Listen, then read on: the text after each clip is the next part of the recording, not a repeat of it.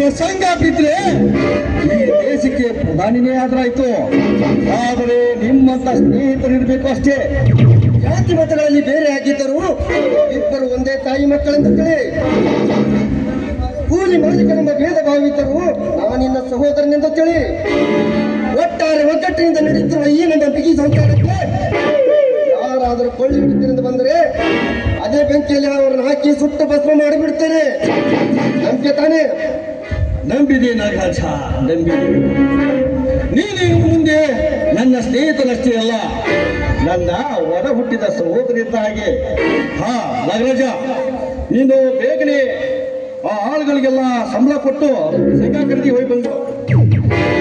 ನಾನು ಬರ್ತೇನೆ.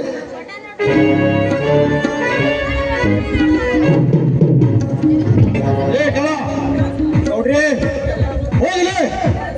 ದೊಡ್ಡ ರೈತನಿಸಿಕೊಂಡು ಗುಡ್ಡದ ಆಕಾರವಾಗಿ ಬೆಳೆದಿರುವ ಆ ಶಕ್ತಿ ಮಗ ಇನ್ನೊಂದು ಸಾರಿ ನಮ್ಮ ಆಳುಗಳ ತಂಟೆಗೆ ಏನಾದರೂ ಬಂದರೆ ಅವನನ್ನ ಕೈ ಕಾಲುಗಳನ್ನು ಕತ್ತರಿಸಿ ಹಾಕಿ ಬಂದುಬಿಡು.